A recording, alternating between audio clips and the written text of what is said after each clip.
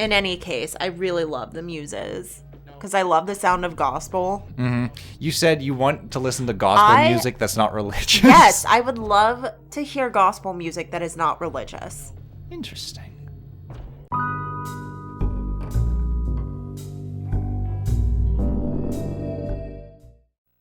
All right, welcome back to some more of Psychonauts. We are still in the Waterloo. In the last episode, we saw who we had to recruit. We recruited a carpenter, a bunch of snails, and a peasant to fight the soldier. Both of them died in battle, and there's another soldier here, so we have to recruit yet another peasant. We have to win the war for Fred and for France! How's your father? Oh, he died. My mother? She died of pneumonia while you were away. My brothers? They died in the Crusades. My dog Pongo? My pet fish Pongo? Or no. My dog Pongo. My dog Pongo, hit by a carriage. My goldfish Goldie, eaten by the cat. My cat Choked on the goldfish. It's good to see you, sir. Oh, it's good to have you home, Master Robin. Go away. I'm not coming out till the soldier's gone. I'm unarmed. Ah, see? He left. He said he had to go to the bathroom and he left. Yeah, nice try. We must arm our peasants. Come. Let's find a weapon for this dear peasant. Alright, so I don't know if we've addressed this earlier in the playthrough or not, but is this a game after seeing... Because there's only like a couple levels left. Is this a game that you would consider playing, or just one that you're like, watching's enough? I think watching is enough. Okay, and why is that? I don't think I really enjoy platforming. Okay. I'd say... And this seems like one where, I mean, it is a platformer game. Mm-hmm. But there's also like a lot of tightrope style. Yeah, a lot of acrobatics. And I just don't. And a lot of pinpoint precision. Yeah. And you can have a lot of fun with the different abilities, but at the end of the day, there is a lot of precision in some of the levels that are designed. And I just don't have the want. I got you. Or the ability. I got you. Because it's very similar to a Hat in Time. Yeah. But I feel like a Hat in Time has more polish. Obviously, it's the newer game. In the gameplay aspect, whereas for me, Psychonauts had the better story. Yeah. Like, I really like the narrative. But what's also interesting, you know those mental vaults that I find where, like, you sort through and you can see the backstory of the characters? Mm-hmm. Hat in Time got that idea from this, because when we played a Hat in Time, you could collect those pictures, and you could also scroll through those characters' backstory. So that was an idea that inspired a Hat in Time. But yeah, when you watch through this game, it's very similar to a Hat in Time. Now that I've played them, like, within a year. A year? Was that last year or the year before that we did a Hat in Time? I think it was last year. Yeah, I think it was. Alrighty. Cobweb up there. Ooh. Ooh. Ooh, what's that? I always have that Jack Skellington ambition and curiosity. What's this? There's something very wrong. What's this? There's people singing songs. And why? I don't know the lyrics to that song, to be honest. I know the Oogie Boogie song. Like, for some reason, it's the villain songs that I learned the lyrics to. All the other ones, I'm just like, catchy. Yeah, for the most part, if I enjoy the music in the movie, I will know the song. I would not be surprised if you knew verbatim all the songs sung by the Muses. You listen to those songs religiously. We are the Muses. It is so funny because usually when people listen to the music of Hercules, it's Meg's song, I Won't Say I'm in Love. Yeah. Or for I Can Go the Distance. Yeah. And even some people for fun like listening to One Last Hope. Is that the Filatiti song? I think it's One Last Hope. I'm down to one last hope and I hope. Yeah. Yeah. But you are strictly the opening Muses song, Zero to Hero. Like, Bless the reprise, it's just really funny. I mean, they're great songs, but usually when people listen to the soundtrack, it is not the Muses songs. Which is a shame. Like the actual shame is most people don't even like the soundtrack with the exception of Meg's song. Like when it comes to like ranking the best Disney songs, the only one from Hercules is I Won't Say I'm in Love. I don't want to say that it has the best Disney music. Because I don't even know which Disney music I feel like would be the best. Do you mean songs or score? Because for score, for me, I'm going to say it's between The Lion King and The Hunchback of Notre Dame. For me. When it comes to like musical score. Yeah. Songs, that's harder. Yeah, I think I'm thinking songs. Let's see. Because I like all of the songs in Beauty and the Beast, Aladdin. I just feel like so often they're so different. Right. That it's hard to compare them.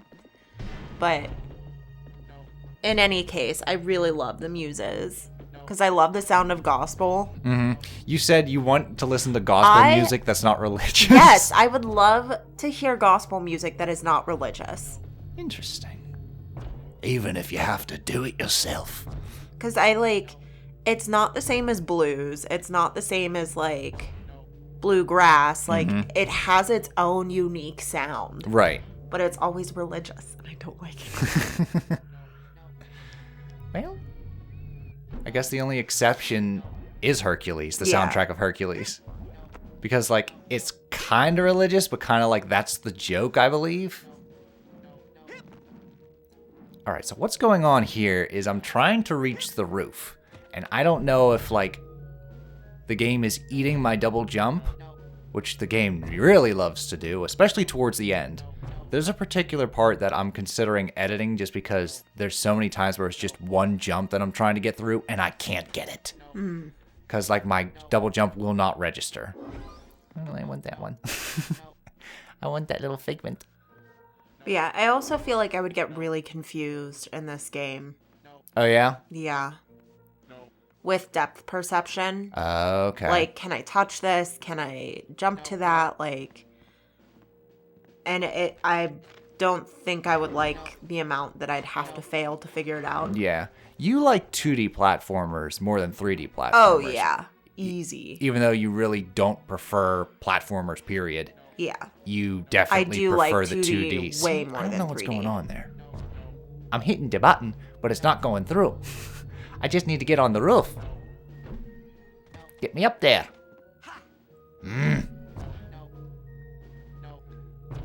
Whereas, I guess... See, I don't know. Because, like, I'm fine with either or. Like, there's times where... I understand 2D platformers are easier to get into because you don't have to adjust a camera. Right. But there's something about 3D platformers that I really like as well. Well, I think they're more explorative. Yeah, definitely. Like, there's way more that you can do. With a 3D platformer, you're not married to just side-scrolling. Like, you can really goof around. It really becomes your playground. Yeah. There's a lot more to look at. Okay. You know, there's a lot of, like, nuances. Shit. But for me, I just, like, there's no way. Like, there's no way I'd be able to get that down. Oh, yeah? Like, I would be so frustrated by the time I got there that I wouldn't be having fun anymore. Okay. So... Well, let's see what this is. Wait, come back! Share me your secrets! Ooh! Open your gates so I might expose your secrets and exploit your riches. Did I say that out loud? Okay, so basically, Fred lost to Crispin so many times he felt ashamed by his ancestors, and Napoleon possessed him. Oh. Said, "You are a disgrace to the name Bonaparte. Here, let me show you how it's done." Ha ha.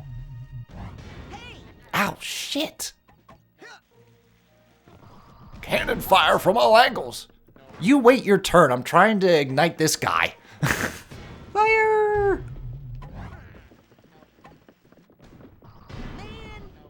Oh, dear. I might lose a life here. You need to heal. I need to find some health. Help me, help me. Help! I need to find some health.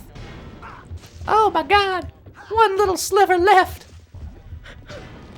Ugh. Oh, I had a dream fluff. Nice. See, so that's how a dream fluff works. Okay. When you lose all your health, it automatically replenishes your health. Oh, So it's very similar to a fairy in Zelda. gotcha. To where you die and it's like, burp, burp, burp, burp, burp, you use the fairy. Very nice to have. Very nice indeed. Okay, so that's the main fortress. We can't go there yet. And for some reason, I can't go on that roof. So let's see what's going on over here.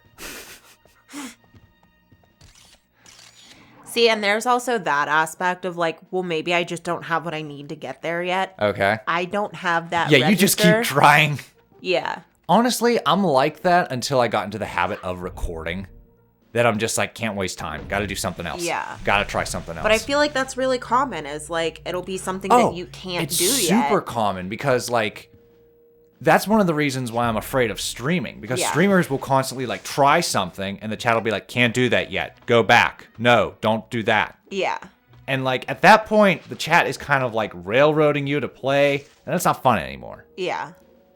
Whereas that experimentation is fun, but I definitely through recording I've learned if I don't get it after like 3 attempts or something, Try I'm moving something on to else, something yeah. else. Fred Bonaparte's army. I just can't. Fred really And like that cares. triggers my anxiety to like stream. Yeah. Because like someone might catch something that I don't. Like how many times did it happen with a puzzle in Paper Mario the Origami King where you knew the solution? I'm just like, the hell are you talking about? We're going Yeah. to win. And we were looking at the exact same thing. But it's also like, for me, I'm good at puzzles. yes. You know, but I'm not good at like, Jumping. yeah. Physics. Gravity. Yeah.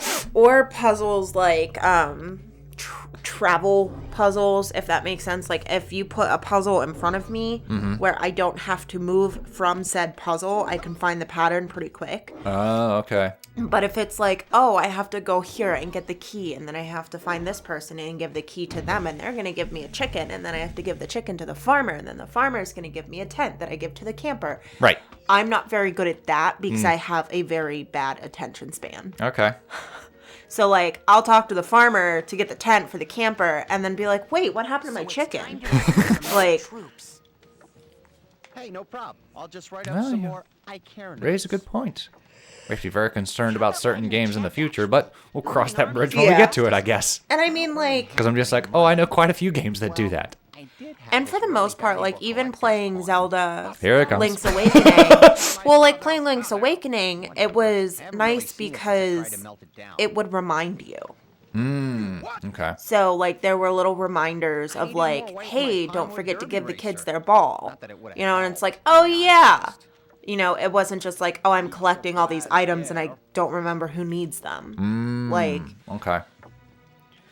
Does a, like, journal help you? Because Yeez has that to where, like, it gives you, like, a journal to Yes. update, like... yes. Like, if you can check through the menu, so-and-so character wanted this, or Yeah. what's very common is a quest log. Yes. You go through and it's just like, That this is- objective has been unfulfilled. That is very helpful to me, especially because I go such long stints. Because Psychonauts not has playing. that, the journal of like Yeah. that's what those objectives mean when they're written there. They're stored in your journal, so Yeah. if you go away and come back to the game, You can know. check your journal and be like, ah, that's what I was That's- doing. yeah. For Fred Bonaparte's army. I do very much like that, where it just has like what you were doing, or like if you were in the middle of a quest, you can like pick up where you left off.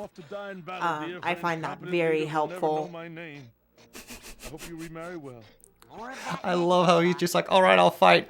I'm off to die in battle, dear, for my incompetent leader. I just hope she doesn't spend it all on Well, that's aged well. supplies. She's gone It's nuts relatable. about that stuff. Part of the reason I'm so ready to die. Anyway, let's go. War ahoy and all that stuff. All right, so now we can take care of that soldier. See, when it crosses it off, that means that task is complete, so Yeah. you don't have to worry about it. And when a new one's stored into the journal at any time, just press pause, check your journal, and it'll show you your objectives. can't Yeah, get a good that's something you're gonna find a lot more in modern games. and Yeah. games from like early 3D to like now, Whereas like retro games, they didn't really have that. Yeah. They didn't really have the technology or the means to do that. But it's also, I feel like some of the other retro games as well didn't have a lot of the challenges Okay. for the player that modern games have. It's hard because it's just hard. Like, having a notebook isn't going to help you. With the challenge. With the challenge. Difficulty, yeah. Yeah. It's less puzzle type complex and more just like...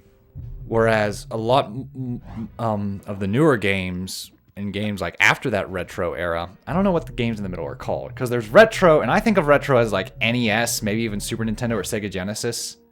There's modern, which is like the Switch and PS5 and PS4. Then there's the era of like Nintendo 64, PS1, GameCube. Yeah. That's not really retro. I don't know what that's considered.